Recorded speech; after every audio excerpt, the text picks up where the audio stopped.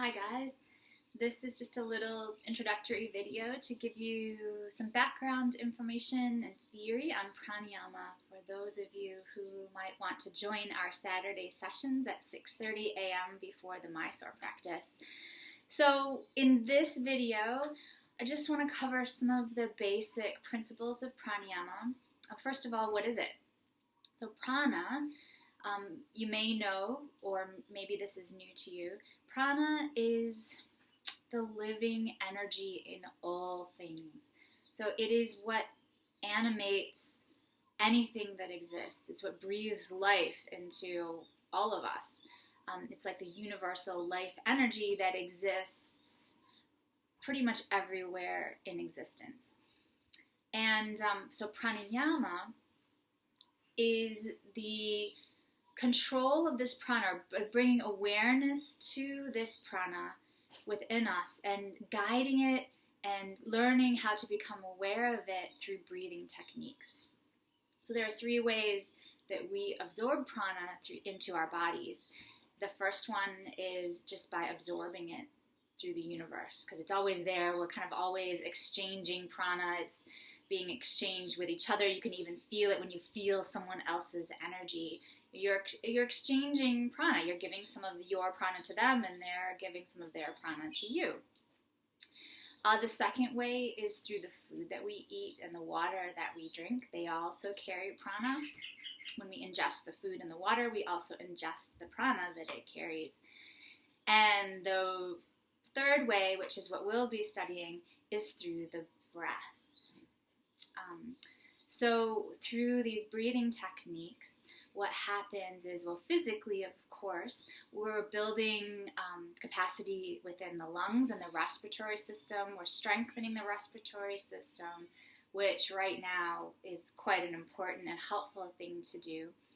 And because everything in our bodies is very much interconnected, when we strengthen the respiratory system, it also helps our immune function. It helps our nervous system to kind of calm down. So physically, also in some of the stronger rhythms, it can be like a cleansing technique called kriya for the digestive organs, the internal organs, especially the ones used for digestion. So we give them a nice little sort of squeeze and a detoxification, and then as they release, they get filled with fresh air, fresh oxygenated blood. So in some of the techniques that we do, they are also like a purifying technique. Energetically, of course, pranayama works to unblock the energy channels. So usually when we start a practice of yoga, we start with asanas. And asanas, of course, are the postures that we do with our bodies. And we start with the body because it's what we identify with most. It's through our bodies that we sense the world that we live in.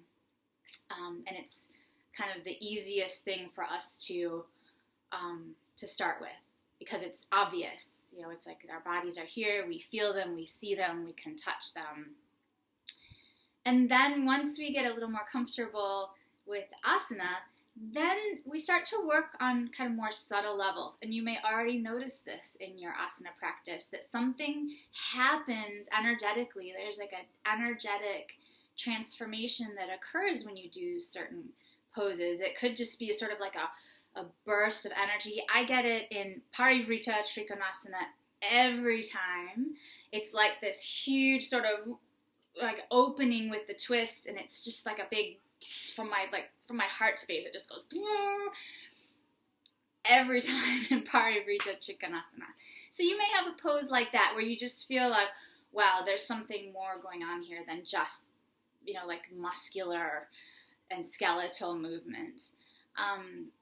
And so through the practice of aware breathing, we learn to cleanse the energy channels in the body. So there are 72,000 of them. They're known as nadis or meridians.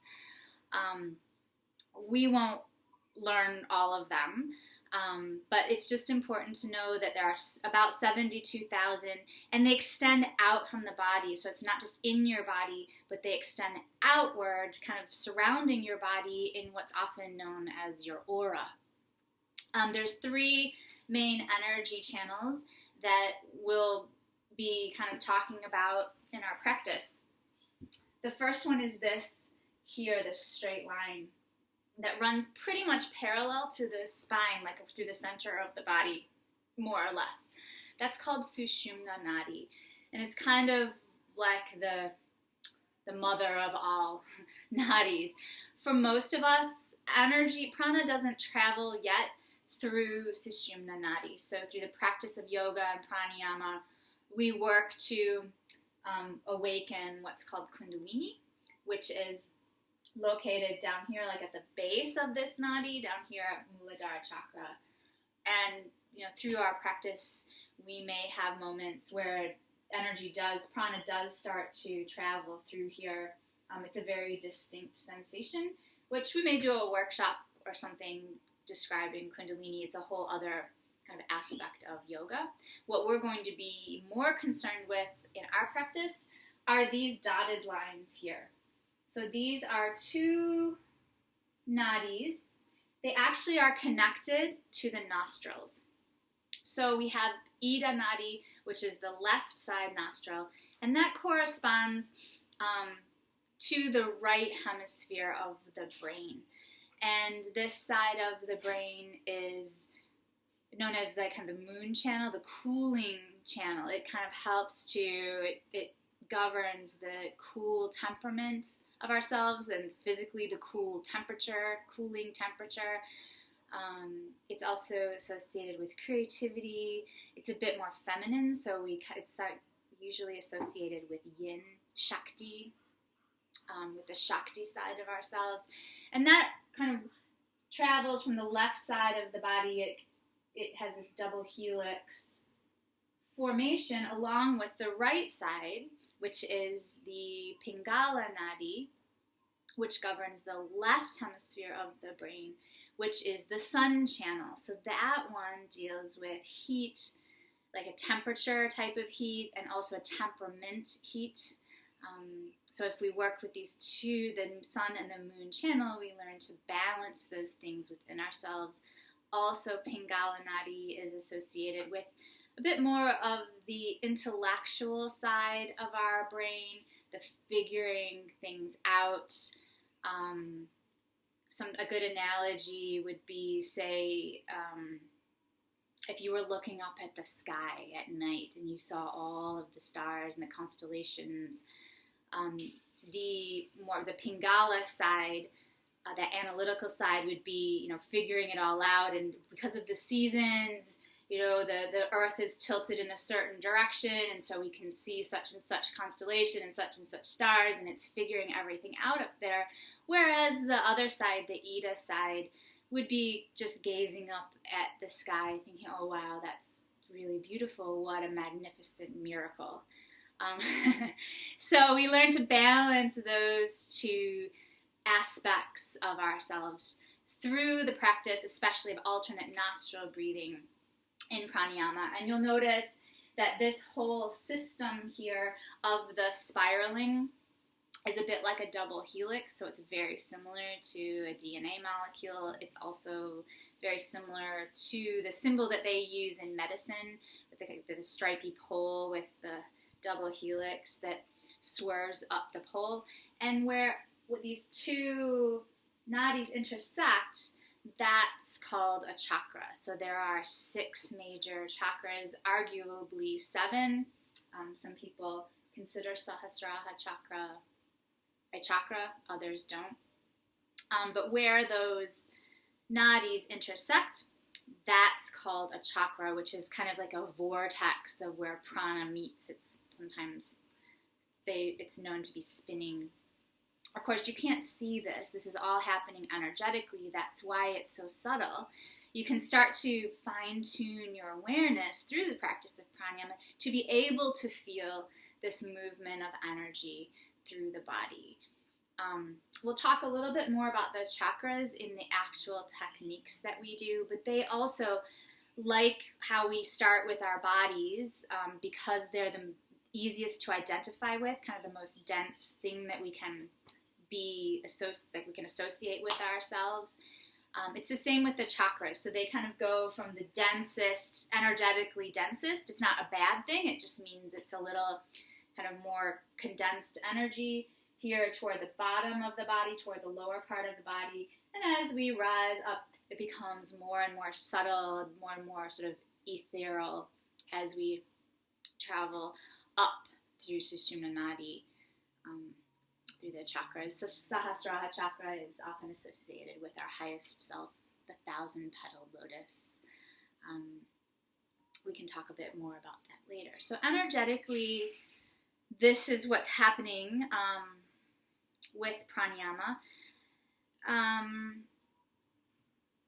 Mentally, the breath is kind of the bridge between our bodies and the more subtle parts of ourselves. So the breath kind of connects our bodies and our minds, and even more subtly connects not the emotional mind, the intellectual mind, our awareness, and our consciousness kind of are all connected through the breath. So as we work with the breath, we can fine-tune our awareness to become kind of more observant of our minds and how our minds work and how our minds affect our breath and our bodies and thus our overall well-being. It's really quite an amazing thing. And if you'll ever notice, if you look at your breath when you're in a time of high stress or when you have a lot of thoughts that are intense that are going through your mind. So the frequency of your thoughts is high, the contents of your thoughts are intense, the breath is usually quite shallow and short. When the contents of your thoughts are a bit more calm, when the frequency of thoughts is less, then the breath tends to be longer and slower. So it follows that if we can slow the breath down gently, lovingly, without forcing, that this also can create calmness in the mind, relaxation in the body, and kind of restore us to a state of homeostasis and well-being that is conducive for optimum health. So that's the effect of pranayama on the mind. And like I said before, pranayama is a great tool for awareness, for being able to step back out of the situation of our bodies and this body-mind complex and just watch what is going on. So we watch the body and the breath and the mind and how they all dance together. So that's a bit about the theory of pranayama. We're working with the respiratory system, we're purifying the energy channels, actually also purifying the body, also purifying the mind. So we're kind of, it follows that the mind, as it becomes calmer, the quality of our thoughts become a bit more gentle, a bit more loving, still very much aware and alert, but not so much focused on an individual me, but more of a bigger picture. So there's like an expansion of our awareness more and more as we practice pranayama. For right now, I think that's probably enough. But I'll be back with some more like another video that will deal with kind of the technical side of the practice, things to do before you start pranayama, things like that. But that just gives you a little bit of background on why we practice pranayama, how it fits into kind of our whole yoga practice as an entirety. And if you have any questions, you can just send them in a message in this group. Excuse me.